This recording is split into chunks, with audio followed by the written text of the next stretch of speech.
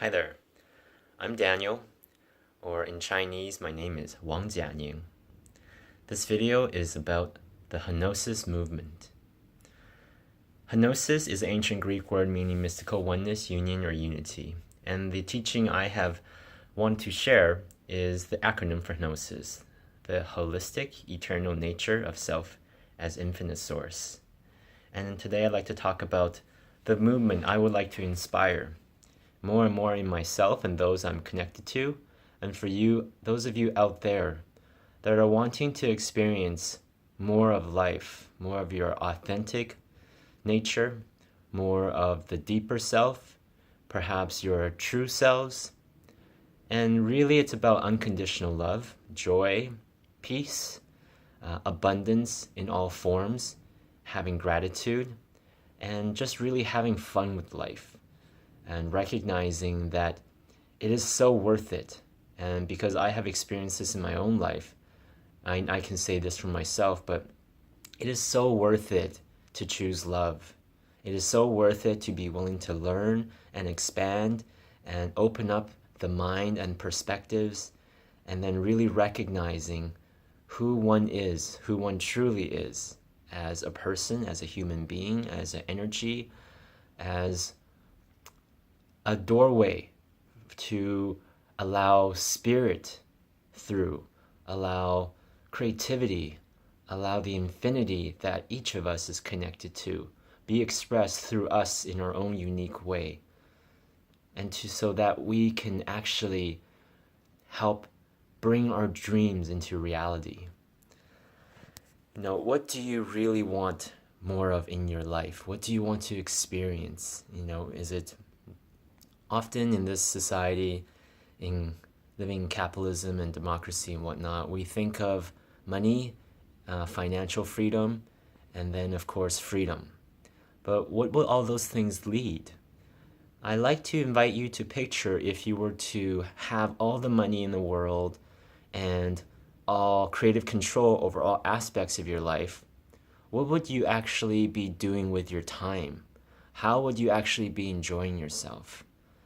And I'd like you to maybe feel into, initially we might want to gratify and satisfy all those desires we've had built up in life, all those, whether it's, sex, whether it's good foods, whether it's vacations, whether it's luxuries, all these things. But I feel if we think about it, will we not get tired of those things? And will we not want to seek for deeper connection and deeper meaning in life? And how would you actually want to live day to day?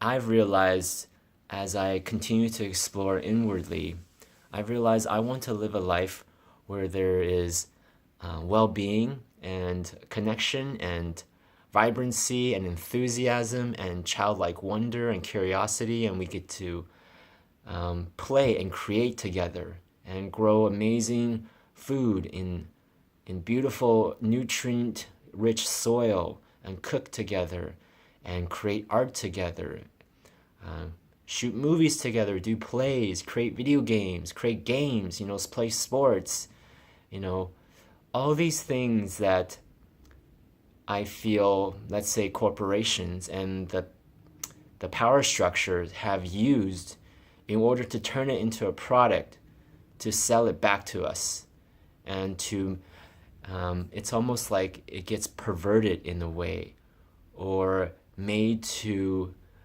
enslave us by giving it lots of additives or unnatural elements, just thinking about the images that one is fed through media and through the TV, telling lies to our visions. Selling us all these notions about what beauty is, about what the good life is, and then, for example, creating products and putting lots of additives and addiction-inducing chemicals and aspects, whether it's food or television shows or ways of thinking or ideas or behaviors or identities that are broadcast to us and shown to us throughout life, in living life in the media-driven, corporate-driven societies and structures of things. And as I've really thought about it, I've gone down that road of wanting to gratify and climb the ladder and create, whether it's well-being or finances or money, or that sense of wanting to prove myself and feel better than others, or prove I'm better than others. I've gone down that path and I've enjoyed so-called successes by making money or becoming the top of the game or the top of whatever group I was participating in. But for me, those didn't really feed me. Those didn't really give me a sense of my own unique authentic identity, if you will. And I wasn't able to learn how to feel good emotionally through doing that. All I learned was how to create more in the ways that the structures of control told me that it was only possible for me. And by climbing ladders or being institutionalized in all these old systems and ways of thinking that are very much outdated for what is best for us collectively, I feel. At least in my life, I've recognized that.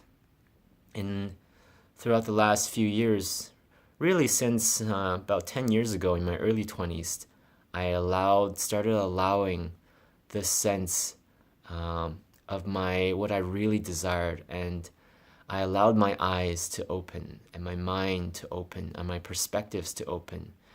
And I allowed the grasps of the conditioning and the belief systems that I was born into and conditioned by to start being willing to let them loosen its grips on me, on what I thought was reality. So I started to get a view of the holistic nature of life. The fact that we are very much the children of Mother Earth. If we think about without Mother Earth, there would be no foods for us to eat. There wouldn't be foods for the animals to eat. Water, air, all the elements that creates us, our physical bodies, and that we use. Even fire, we use fire, we have control of fire so we can create in the world, if you will. And earth, we need earth to grow food. Water, we are made of mostly water and we need to drink water in order to thrive, in order to feel good.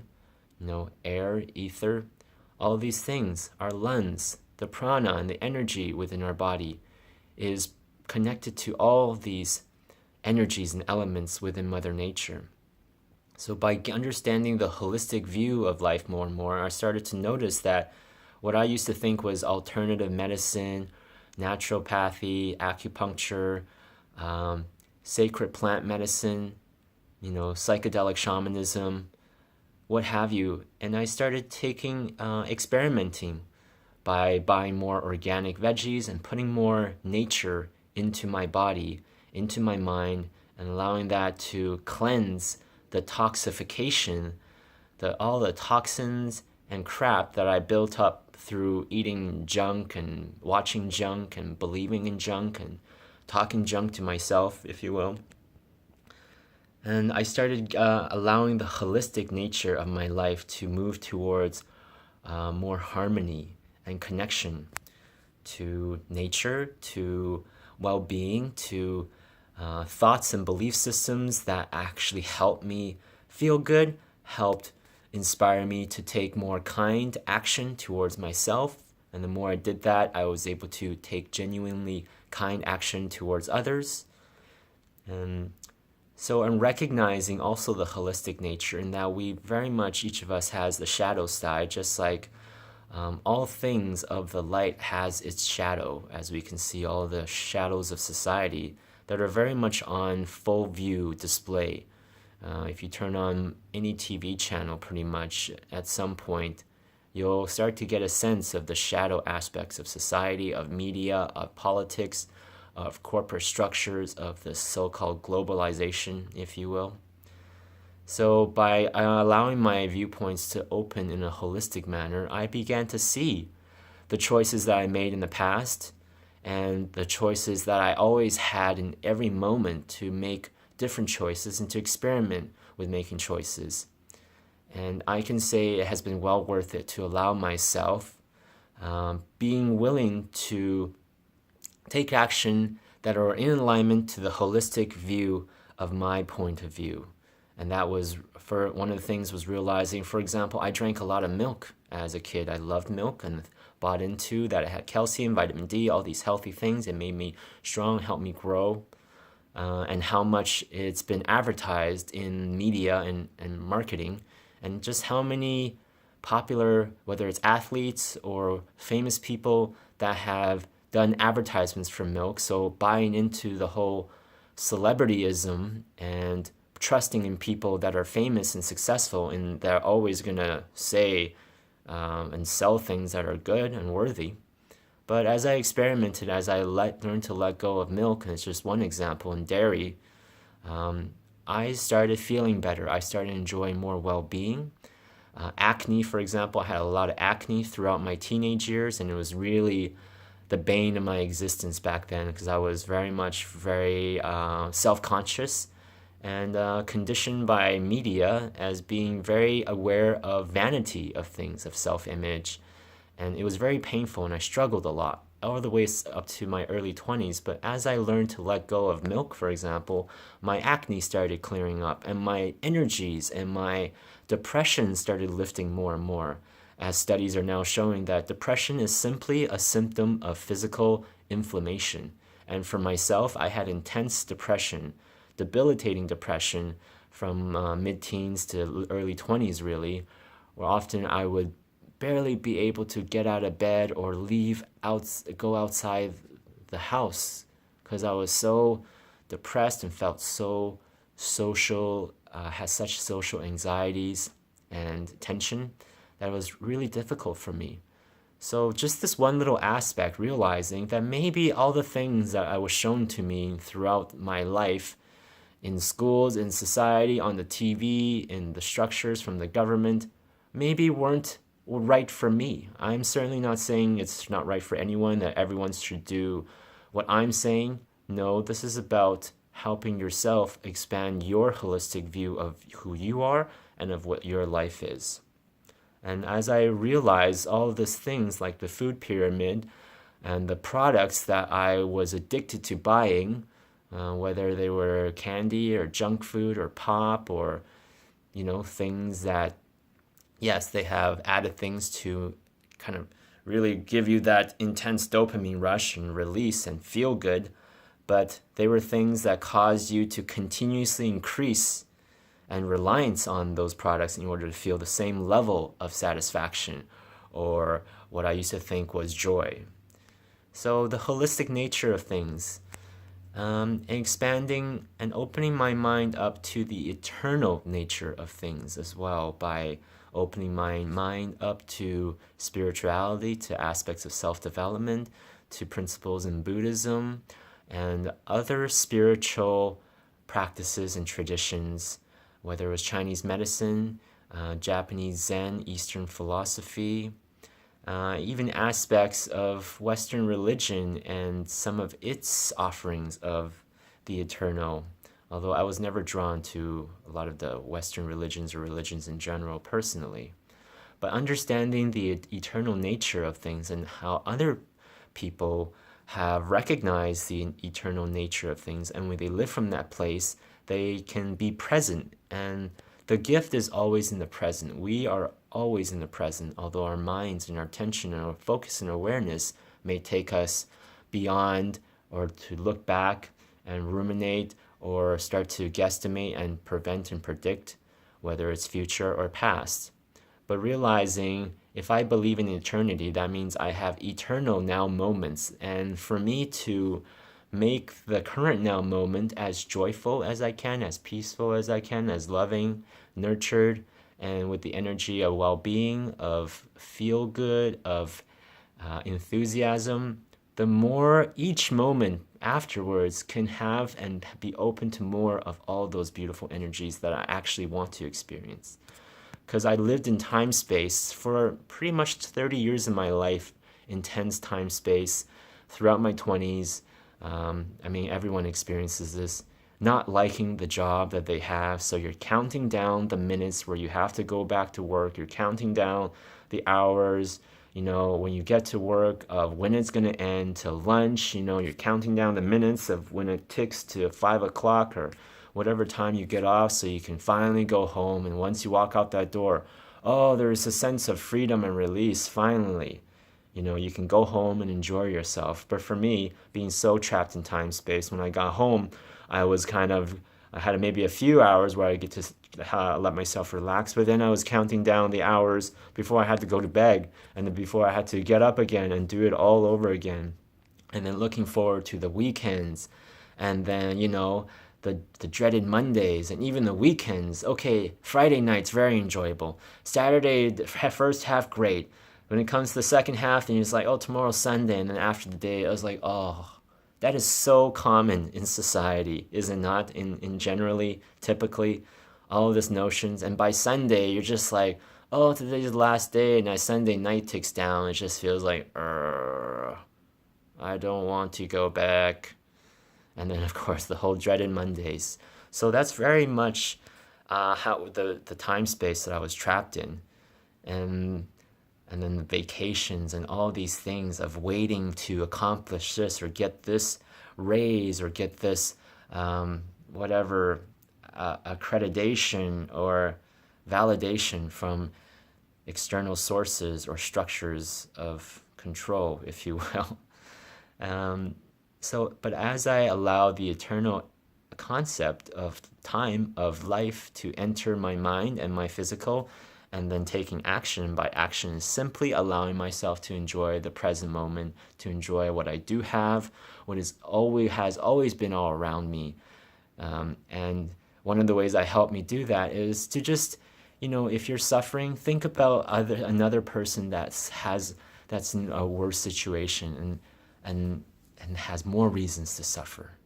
And how we can always find examples of people in situations that are not as comfortable, or their living standards aren't as high, but they seem to be happier. They seem to enjoy life more. And to experiment with that, allowing myself to experiment with enjoying what there is around me by helping not just compare myself to the people that I judged as having more, but how about those with a lot less, when it comes to conditions in life. So maybe I learned to do that by shifting my attention, my awareness, to constantly judging, comparing to those that have more, to being grateful that I have more than a lot of other people. And that energy and that process of training myself to be more grateful helped me then become more peaceful and present, and helped me become more generous as well to myself and to those that are less fortunate. And those acts of generosity help me to experience more of the goodness that I believe we each are tapped into, that we each want to experience and want to create more of. So under studying these concepts, and from spirituality or Eastern philosophy or ancient traditions and what have you, help me to realize that in my own reality, that it is always eternity happening in the ever expanding now. So, and then bringing that to nature, because being in society, always being conditioned with human nature, or people don't change, all these dogmatic, just completely accepted notions of what people are, what human nature is, laziness, always going to take the easy road, and what have you, and believing of that about myself, about other people.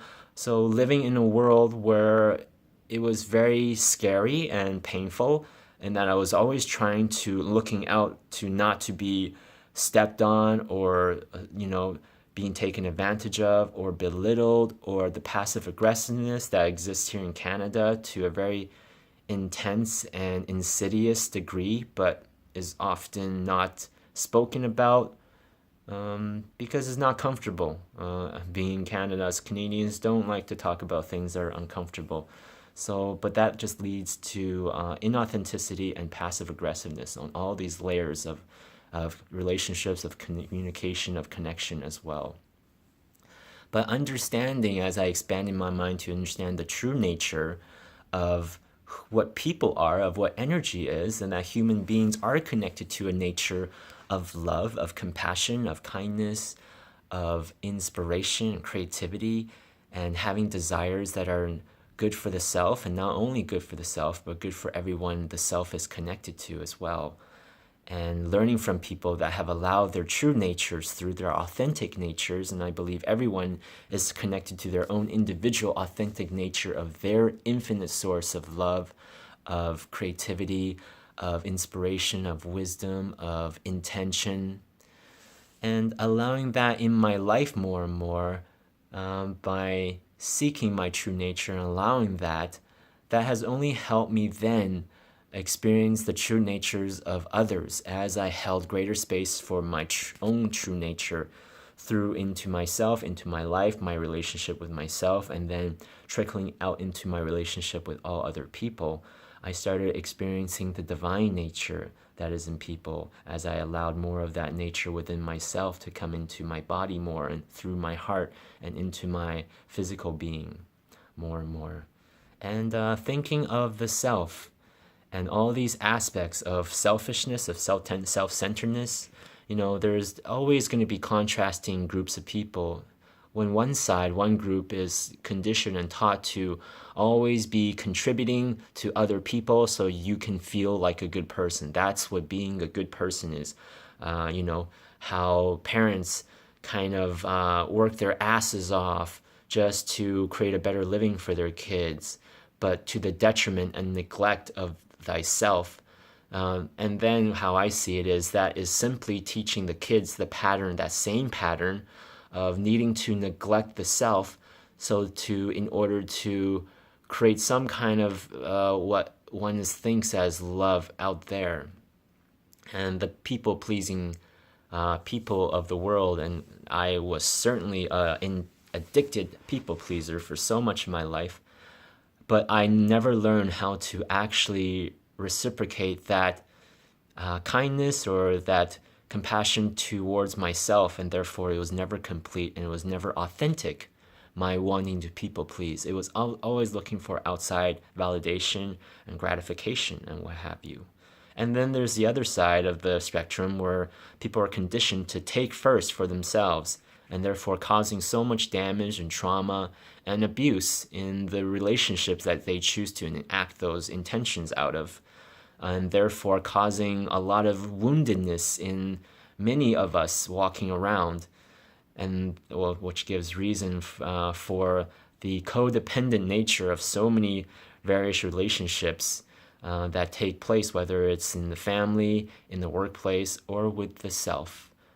Thinking about how often when we think about changing ourselves, are we trying to discipline and parent ourselves in the same ways that our parents showed us, which when you think about it, what may have not been the best way for both parties. And so to learning about the self and what is best for the self, and then willing to take action that is best for the self, while not and that's where strength is. And for me, strength is being able to enact one's will and create one's desires without trouncing on or dampening anyone else's wills or their ability to create their own desires. And that is one of the lessons that I've been willing to take more and more of that action to do what is truly right for me, but always feeling into and not taking away from others people's ability to do that for themselves as well. And that was what I believe thinking about the self can lead, and thinking about the self that's connected to the higher self, which I believe is connected to the one self that creates everything. You may think of it as God or love or creation or just energy or just curiosity, frankly. And then the infinite nature that I believe is what life is. If you look at nature and how trees and how and plants are spreading thousands of seeds, and there's always so much abundance in nature, But I also realize, due to our human way, and we've done this for generations, for thousands of years of living in limitation, of scarcity, and thinking in such ways, and thereby creating our world based off of that belief. And therefore, we are, the collective has learned to enslave nature and to dampen, to cut off the infinite aspects, the nature of nature, and so that we can enjoy our finite worlds where we've been conditioned to think of as worthy or good. And to think about, allow this concept of infinity. I mean, if you think about it, each moment you have infinite choices. There's an infinite amount of different ways to go about finding yourself, or well-being, or health, whether it's through more traditional means or more ancient or alternative means, or your very own unique way that you create for yourself to your path of health or well-being. Or think about all tomorrow, the whole 24 hours of tomorrow can be structured in an infinite amount of ways. How many, thousands of seconds there are, and how many minutes, and we can create a whole different day, and there's infinite possibilities. And that's what I am realizing more and more about the infinite nature of life. You think about ideas and the amount of varieties and different ways that we can express ourselves as humans with our words. It's really, there's an infinite quality to our natures and to what we're connected to. But if I kept believing in the scarcity and the separation, and then the survival mentalities and belief systems that I was born into in mainland China, and very much then conditioned, and then went in Western society, all of those aspects of scarcity, of survival, I would still be taking action based off of fear, and I would still be living the very painful experience that I experienced for a good 2 decades of my life. But now, as I are willing to live in the eternal now that I know is connected to the infinite source, I now am allowing the aspect of infinity to come in more and more into my life. And I let go of those judgments of how the infinite abundance and joy and well-being and love can find its way to me, as I'm willing to create that for myself more and more. Because we are all connected to a source deep within us, and up there and down below as well. And thinking about the source also, I have then allowed myself to think about what is my source, what really inspires me, who I am really about, as I continue to being willing to ask that question of myself, but letting go of any expectations of how those answers come through to me into my awareness. And I know there's an infinite layer of answers of who I am really. Am I just this one life born, 33 years old now? Or am I connected to infinite past lives and infinite parallel lives and infinite experiences that I may have experienced in the past, and that's open to me in the future to choose and move towards? So all these aspects, as I start to think about it more and more, and through spirituality, through Eastern philosophy, through Jungian psychology, through self-development concepts, and all the amazing people out there in the world opening up minds and perspectives. And also for me, my main inspiration in life has been through pop culture, frankly. Movies, music, video games, TV shows, and not the kind of like TV shows like reality TV shows, although I was addicted to that for quite a few years and enjoyed it, but TV shows that inspire, that kind of, because it's a mirror for us, if you will, the things that we enjoy watching and experiencing. So allow those aspects to permeate and to show you, as I've learned to do that for myself. I've loved the hero's journey. Thinking about how Joseph Campbell's work inspired Star Wars, and how many things Star Wars inspired, right? And how many of these aspects. And so what my source is all about the hero's journey, my hero's journey, and being willing to walk my journey. And that source is about unconditional love. In my journey, I have allowed myself to choose unconditional love. And I can say now that is well worth it. Maybe even 6 months ago, I would not be able to say that, because maybe there were still aspects in my life where I was still living in judgment of, or living in, whether it's conditioning mentality, survival, comparison, what have you. But now I know my source is unconditional love, is unconditional joy, unconditional creativity. And the more I'm willing to allow myself to show me what that is about by going inwards, by taking activity, taking movements that help me connect to the infinite nature that is within myself and that I'm connected to, life shows me more and more examples, more and more confirmations of that I am on the right path for me. And this whole concept of the H.E.N.O.S.I.S movement, for me, is all about helping myself and helping you realize more and more your true holistic nature, your true eternal nature, your true divine nature, your true loving nature, your true abundant nature, your true self is, what that self is connected to, your true infinite nature, and the fact that I believe we are each connected to that infinite source that we are all a part of, as I believe we are all in this together. One big, sometimes very dysfunctional and traumatized family, but one that really wants to just love each other and have fun and share space and eat good food and dance and play, and act and what have you, create, paint. So this is what this movement is all about. So the H.E.N.O.S.I.S movement, I welcome you to start and maybe opening up your curiosity and perspectives to this concept of what your H.E.N.O.S.I.S movement is, and allow yourself to be, and your life to inspire you and to lead you to all the adventures and experiences that help you experience your holistic, eternal nature of self as infinite source. All right, I'll end this video here. Thanks very much for joining me. Love you guys. Love yourself. Or start loving other people if you don't know how to love yourself first. And then it's a baby step. Be willing to love yourself so you can love others more, and be willing to love others so you can love yourself more. And whether that's animals and nature or people and what have you.